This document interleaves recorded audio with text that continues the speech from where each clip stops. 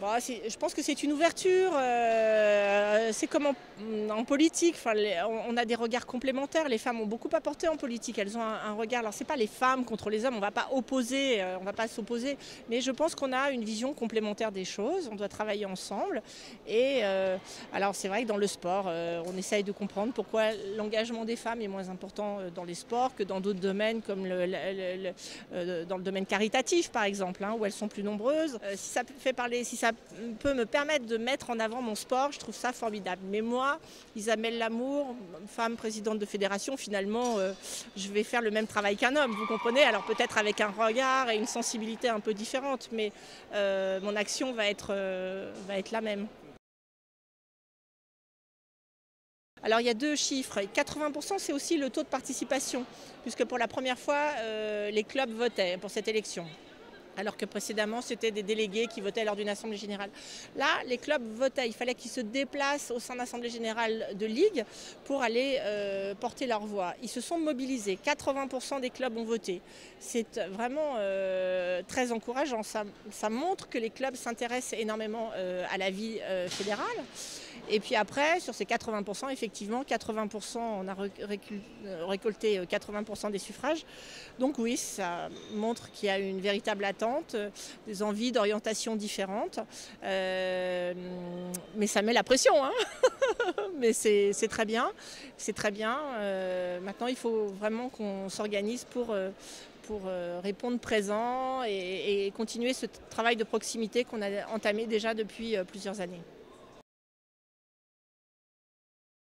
On ne se projette pas encore vraiment dans l'avenir. Là, pour l'instant, on prend vraiment connaissance des dossiers à la fédération. On essaye on a rencontré le personnel, on s'installe. On a un bureau qui a été élu hier par le premier comité directeur. Le DTN, j'espère, sera nommé dans les prochaines semaines. Les commissions vont se mettre en place. Donc, j'ai bon espoir que dans les 2 mois qui viennent, vraiment, on retrouve un rythme qui nous permette vraiment de mettre en place rapidement notre projet. On ne va pas revenir sur le passé parce que ce n'est pas l'objectif, mais on a tous en tête le 0 pointé de Londres de nos équipes de France et on a tous été excessivement malheureux. Alors certes, nos équipes de France ne sont pas à leur place, hein, elles valent beaucoup mieux que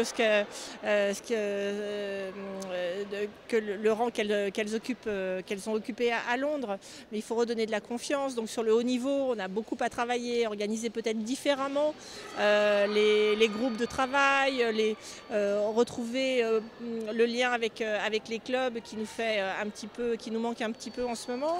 On a un nombre de licenciés qui stagne alors que généralement les années post-olympiques, il doit augmenter et on surfe sur cette augmentation pendant 4 ans.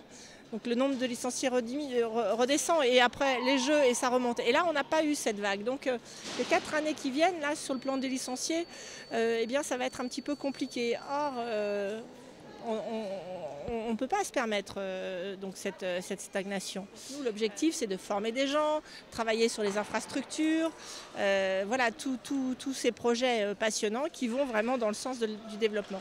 Et finalement, le haut niveau, c'est une part très importante, mais c'est ce qu'on voit en premier. C'est ce qu'on voit en premier. Et finalement, ça a mis en lumière un malaise qui était plus profond et qui avait d'autres racines. Il est vrai que Laura a apporté beaucoup à l'escrime, qu'elle apportera peut-être en s'engageant différemment encore. Hein, on verra ça par la suite, mais on a des athlètes qui ont aussi une histoire et qu'on doit promouvoir. Donc c'est aussi notre rôle, nous, fédération, de les aider à sortir un petit peu de l'anonymat, à peut-être plus oser aller vers les médias parce qu'on a vraiment des athlètes formidables qui, pour certains, mènent un double projet vraiment difficile. Voilà, donc je pense qu'on a des Laura Flessel chez les hommes et chez les femmes. Voilà.